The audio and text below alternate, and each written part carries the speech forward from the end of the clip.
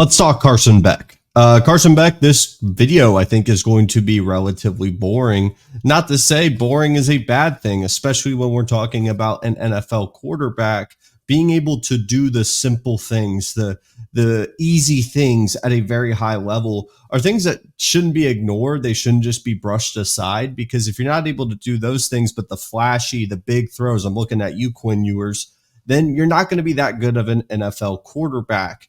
And I've said this for the entire offseason when talking about Carson Beck. I think he is the most polished of all the quarterbacks right now. I think he is the highest floor of all the quarterbacks right now. But I think it's known that his ceiling is relatively limited.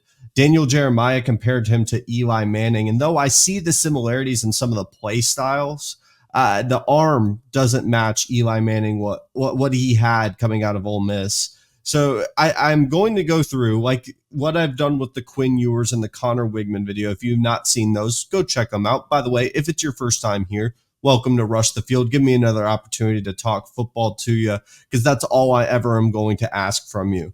But back to my point, what this video is we go through the pros and cons of a quarterback, specifically in the 2024 class, one that I find very fascinating as we get closer and closer to week one of the college football season. And then I'm going to pull up a game and kind of walk you through what I just told you with the pros and cons list, and then kind of give you a visual to tie it all together. I've seen every game of Carson Beck's career. I've seen every snap, but I want to give you at least just one game with a ton of reps so that you can put the pieces together and see what I'm trying to say. But like I said at the beginning, I think this is going to be a relatively quick video, and I don't even think I need to pull out my notebook, because I think I could just realistically go through the pros and cons off the top of my head. Right now, Carson Beck is my QB1 in this class for today.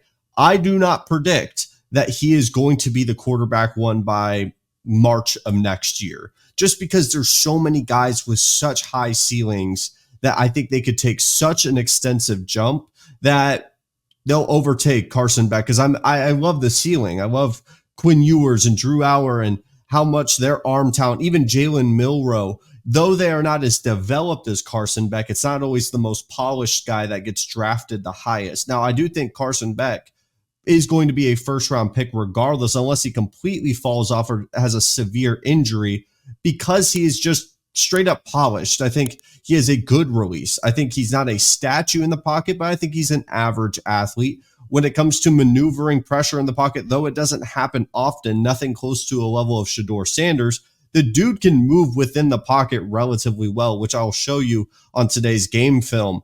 Though a lot of people will point to the Alabama film, and I do think that's his worst game of the year, and I'm going to show you his best game, which was against Auburn.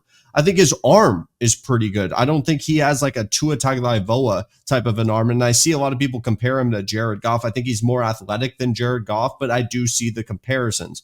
I think over the middle, he's pretty damn good when it comes to reading defenses and not being afraid of taking what's in front of him and not being reliant to the sidelines. Now, I do think that there were times where he became very reliant on a guy like Brock Bowers to make plays, which, to be fair, if you have Brock Bowers and there's a couple of pressure in your face, yeah, I'm going to throw to Brock Bowers as well, but I'm still putting that as a negative because he got a little bit of a tunnel vision towards him. But he played some of his best ball when Brock Bowers was out of the game as well. He's just a really good quarterback. I think his accuracy is fine. Not downfield. I think that's something that needs to grow and develop. But I would say his medium accuracy is pretty good. His short accuracy is really good. His processing is really good. His footwork is pretty good.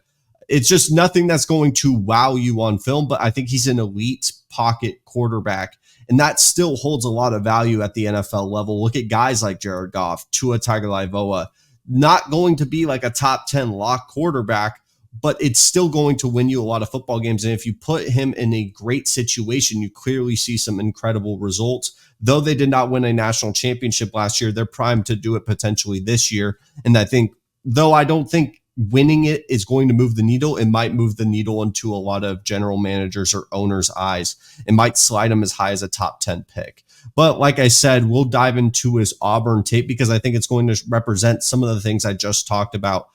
The cons, I know I just said it, but just to clearly state it, average athlete, deep accuracy is a problem. And I don't think his ceiling is is high enough for me to feel comfortable to say that he's like a must get quarterback that you trade up for. I think he's a guy that if you are in need of a quarterback and you have enough pieces around you to go win some playoff games, or just need a guy that is a game manager and can get the ball into playmakers' hands, Carson Beck's going to be your guy. One of the toughest things when talking about Carson Beck film is you're not going to see a ton of wow plays. You're not going to see a moon ball from Quinn Ewers. You're not going to see a big play where he has pressure in his face and throws a rocket like Connor Wigman. You're going to see a lot of these plays, which are great. They're green flags. Being able to throw with a lot of velocity and put it right on the money where it's on time, and that just checks all the boxes for a great play.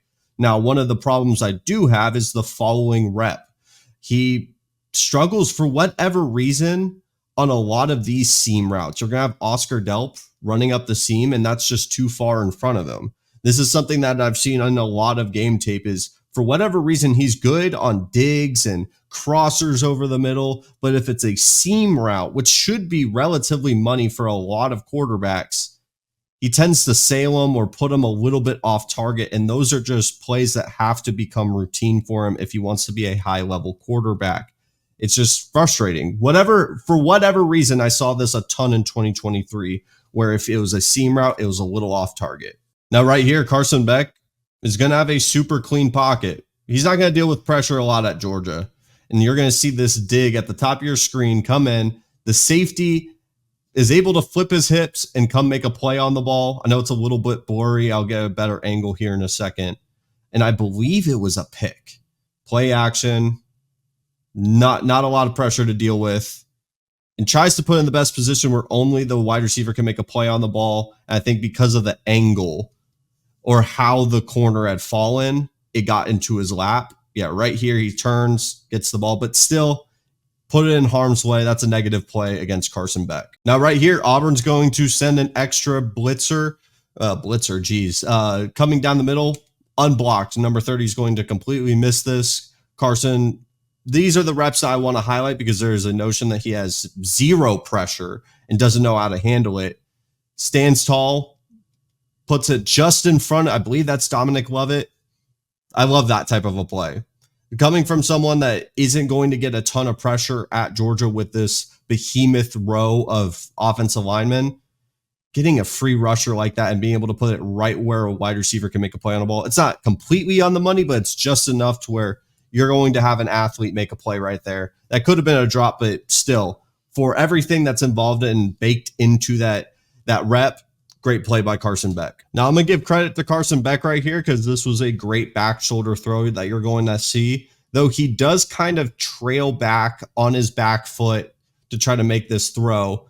And Brock Bowers should bring this down, but this is the only spot that Brock Bowers can make a play on a ball.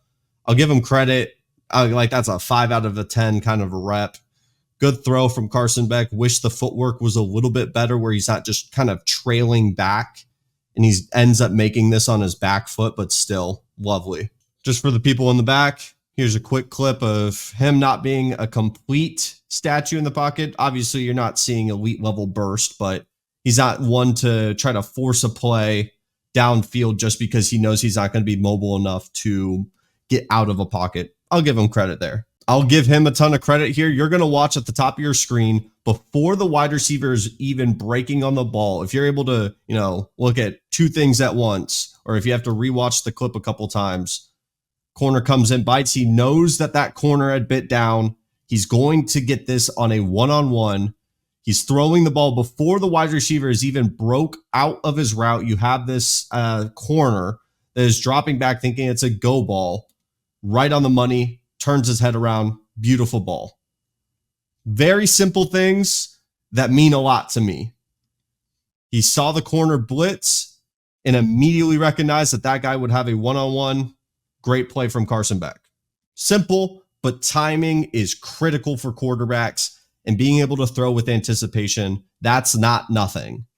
Now, I'm going to highlight this because obviously Brock Bowers is going to get very open here and make a great play on the ball. It's coming off of play action. This is more to show that I think there is a notion around Carson Beck that he doesn't have a ton of velocity on his throws. That is a rifle. That is a shot. Not a shot downfield, but that is a ball that is coming out with some actual velocity. So just want to give some credit to him that it's not like we're dealing with a Tua level arm where it's just very much a lofty ball half the time. He's got some zip to it. It's just probably not going to be an A+ tier type of arm. I want to show you all this. This is an example of just one of a couple snaps. I didn't want to show you all every single one, but this is one where Carson definitely felt comfortable with Brock Bowers' matchup and wanted to do a 50-50 ball.